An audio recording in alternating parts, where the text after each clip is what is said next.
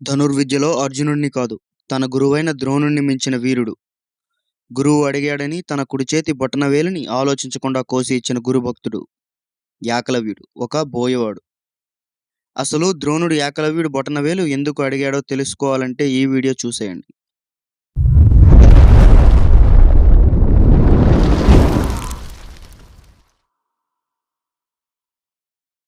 Hi viewers, welcome back in to the flow of Mahabharata కథా ప్రవాహంలోకి తిరిగి స్వాగతం.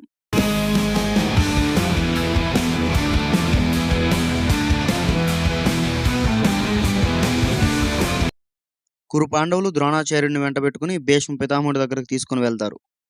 పిల్లలు ద్రోణుడి గురించి చెప్పిన విషయం విని భీష్ముడి వివరాలు తెలుసుకుని వెతకబోయిన తీగ కాలికి తగిలినట్టు చాలా సంతోషంతో ద్రోణుడికి సకల మర్యాదలు చేసి కురు పాండవులకు గురువుగా నియమించాడు.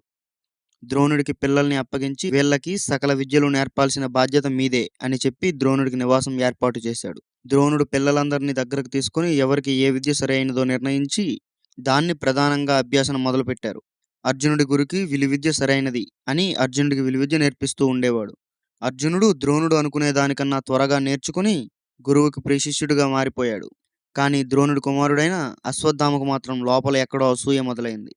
ఒకరోజు అర్జునుడు భోజనం చేస్తున్న సమయంలో బాగా వీచిన గాలికి కాగడాలు ఆరిపోయాయి.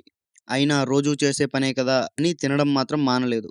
అర్జునుడి మెదడులో ఒక ఆలోచన చురుక్కున మెరిసింది.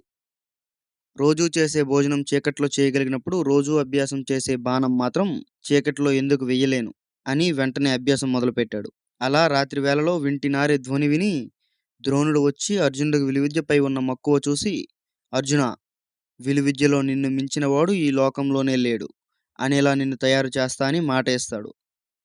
ఇచ్చిన మాట ప్రకారం ద్రోణుడు అర్జునుడికి సకల రకాల అస్త్ర విద్యలు నేర్పిస్తూ ఉండేవాడు. అంతేకాకుండా మిగిలిన వాళ్లకు కూడా చాలా రకాల యుద్ధ విద్యలు, గదా యుద్ధం, కత్తి యుద్ధం ఇలా నేర్పుతున్నాడు. ద్రోణాచార్య కీర్తి దశ దిశలా వ్యాపించింది. అది తెలిసి హిరణ్యధన్వుడు అనే ఒక కిరాతరాజు కొడుకు ఏకలవ్యుడు కూడా వచ్చి విలువిద్య నేర్పమని ద్రోణుడికి ప్రాధేయపడతాడు. కానీ కిరాతరాజు అంటే కోయవాడు కావడంతో ద్రోణుడు నిరాకరించాడు. కానీ ఏకలవ్యుడు అంత సులువుగా వదలలేదు.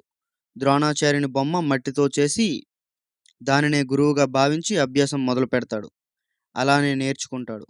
ఇది ఇలా ఉండగా ఒకరోజు కురుపాండవులంతా వేట కోసం అడవికి వెళ్తారు.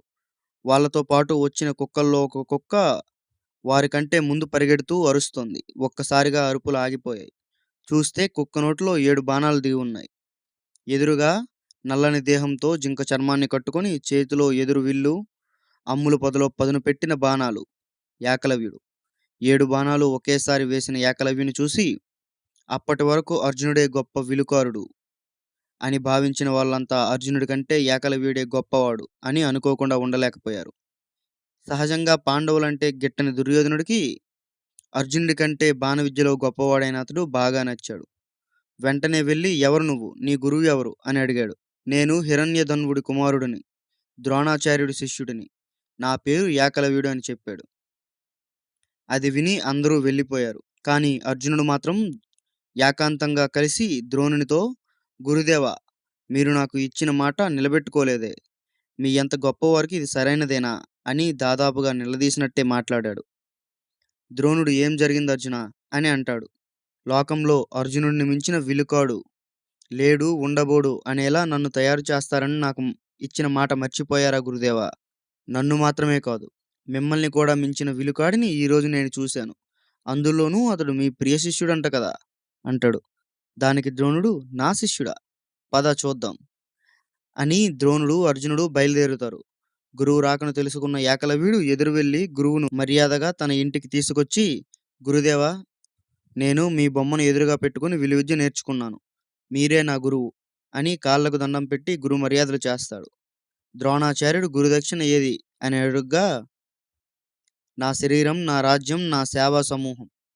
ఏకలవ్యుడు కూడా ఆ అడవిలో ఉండే కిరాత తెగకు రాజు కొడుకు కనుక తనకు కూడా రాజ్యం, సేవకులు ఉండేవారు.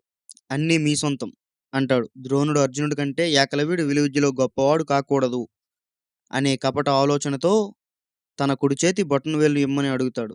ఒక్క నిమిషం కూడా ఆలోచించకుండా ఏకలవ్యుడు తన కుడి చేతి బొటనవేలు తీసి ఇస్తాడు. బొటనవేలు సహాయం లేకుండా బాణం వేయడానికి వీలు పడదు కనుక ద్రోణుడు అర్జునుడికి ఇచ్చిన మాట నిలబెట్టుకున్నవాడయ్యాడు. ఈ వీడియో మీకు నచ్చినట్లయితే ఒక లైక్ చేయండి. మీ అభిప్రాయం కామెంట్ చేయండి. ఇప్పటివరకు మన ఛానల్‌ని సబ్స్క్రైబ్ చేయకపోతే వెంటనే చేసేయండి. సైనింగ్ ఆఫ్ ఫిలోమిత్ ఖా.